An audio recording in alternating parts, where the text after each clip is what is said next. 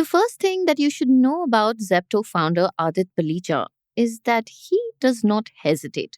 Not when he speaks, and not when he sets goals either. And definitely not when he talks about what Zepto should become. It was a packed town hall in Zepto's Bangalore headquarters on a warm October afternoon, which to us Bangalore folks seems like a long time ago because it's been a while since we saw the sun. That day, the 22-year-old CEO told his employees something that did not sound like a suggestion. It sounded like a destination. He said, "We have to become the Dmart of quick commerce world. Best value, best assortment, and then, almost casually, he added, don't worry about money. We have sufficient funding to aim for massive growth." Dmart, by the way, is a retail supermarket chain, the stocks of which have been among the best performing this year. Now, to be fair, Felicia was not exaggerating. Earlier that month, Zepto had raised roughly $450 million, and this pushed total fundraising to about $2 billion in just 2 years. Under 2 years. A valuation of $7 billion. Numbers that most companies never see. Numbers that Zepto has been treating like a starting line and not a finish line. And maybe to an extent, this confidence does make sense. The quick commerce industry in India has been exploding at a CAGR or compound annual growth rate of roughly 150% over the last 3 years. Blinkit leads with about 45% of market share, and Zepto follows with around 30%.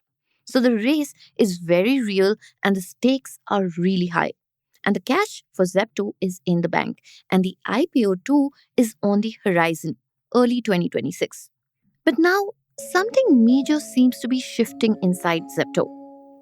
Can a company that was built on speed reinvent itself around value, right as everybody is watching?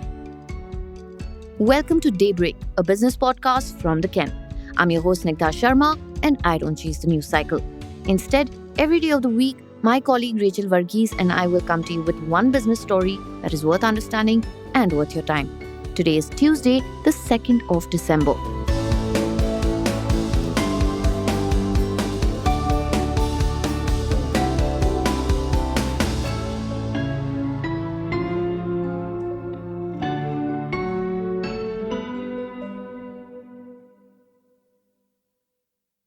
Inside Zepto, the mantra is simple: availability, availability, and availability. A category manager at the quick commerce giant put it quite plainly to my colleague Noha Bubere. They said, when a user opens the app, the thing that they most often buy, which is milk or could be Haldigram's bhujia, the everyday staples, should be in stock and visible. The thinking is that availability drives frequency, and frequency drives everything else. But availability is only one part of the pivot. The biggest shift is Zepto's full throttle embrace of EDLP, or everyday low prices. It is a strategy borrowed from Dmart, which borrowed it from Walmart. Instead of flashy promotions or one off deals, the idea is keep prices consistently low, simple, predictable, and sticky. So, for Zepto, this meant phasing out its earlier Super Saver model, which rewarded larger orders with discounts. Now, the promise is more universal: free delivery on all orders above 99 rupees. And this was not supposed to roll out until January next year, but with the funding secured last month, the company pushed it out live in October. And the industry noticed. Amazon's quick commerce arm and Swiggy's Instamart soon scrapped delivery and convenience fees too. Though Instamart's only started from November and only for orders above 299 rupees. Inside Zepto, nobody is pretending that this is going to be cheap. A second category manager admitted it openly. They said cash burn is the cost of capturing customers. If a company wants to acquire users in huge numbers, this is the way. Because they have seen what happens otherwise. Big Basket used to dominate online groceries, but when the industry shifted to 10-minute delivery, Big Basket chose not to jump in. Today, it is somewhere near the 5th place. A cautionary tale repeated almost verbatim inside Zepto, which is, in this category, the traditional profit and loss logic simply does not hold. And yet, the cautionary tales cuts both ways. Flipkart tried the heavy discount route in 2014. Now, almost a decade later, the company struggles to increase prices without backlash because that perception stuck. The discounts became an identity. Zepto knows that risk looms large as it tries to rival Dmart's reputation for value. Today, the numbers stack up something like this. Zepto offers 11% average discount on MRP. Dmart Ready is closer to 15%, and Blinkit and Instamart hover around 7%. Naturally, this raises the question, is Zepto burning itself into a hole?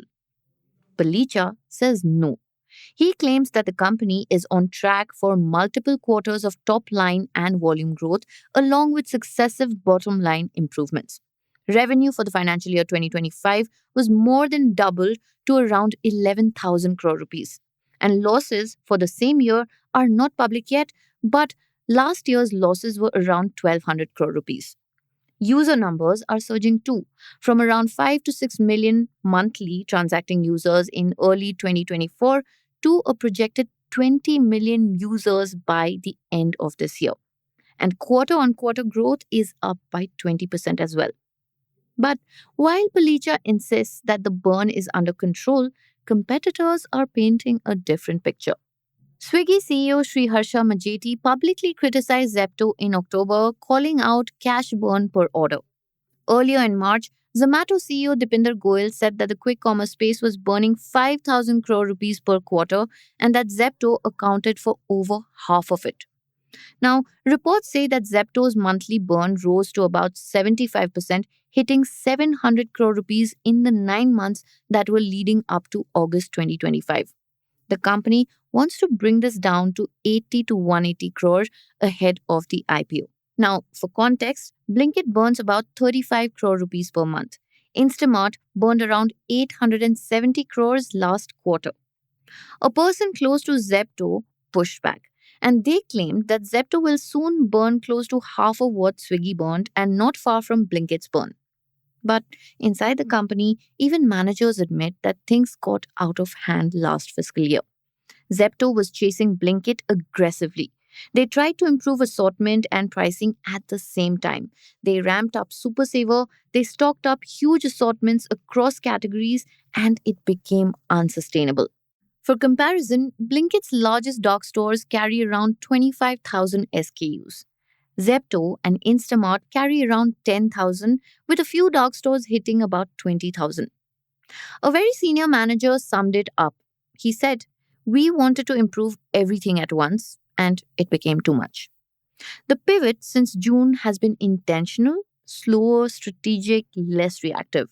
The platform currently handles around 2 million orders a day at an average order value of roughly 500 rupees. But heading into the early 2026 IPO, Zepto is in a tightening mode. More on this in the next segment. Stay tuned.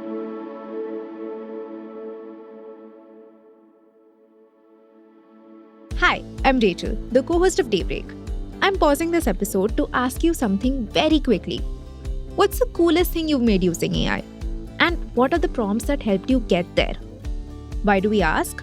Well, let's be honest. There's a learning curve with AI, and most of us are still figuring it out.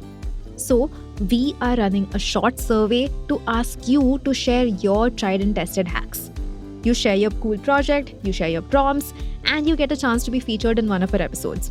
You also get to hear from others like you, all the experimental, efficient folks out there who are using AI to make something new. The link is in the show notes. It will take you just 5 minutes. We can't wait to hear from you. Now, back to the episode. A person very close to the company told my colleague Nuha that tech, supply chain, marketing, and corporate overhead costs have all come down. Tech costs specifically have dropped 30% per order, and the company is pushing to clear inventory before payments are due to brands. And despite the year-on-year push for 100% growth, they say that cash burn is coming down each quarter. Post the fundraise, Zepto has around $900 million in the bank. Automation has also been another lever. The company has automated enough payroll tasks to save 50 to 60 crore rupees, everything from accounting to demand forecasting to code quality checks. But tightening has also come with turbulence. There's been a steady exit of senior leadership, and a person close to the company offered a blunt explanation. They said Zepto can be aggressive and painful with employees. They also acknowledge recurring weaknesses: low SKU availability for long stretches, low average order values, and the choice to not raise minimum order thresholds. Palicha, however, appears unfazed. He says narratives have always been built by people who do not want them to succeed, going back to Zepto's founding 4 years ago.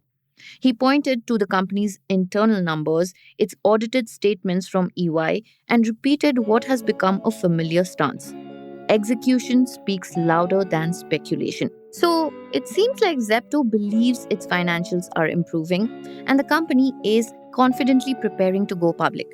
It has capital in hand, and as somebody close to the company put it to my colleague Nuha Bubere, only half jokingly, we've got good capital too. Our only problem is social media. So who gives a fuck?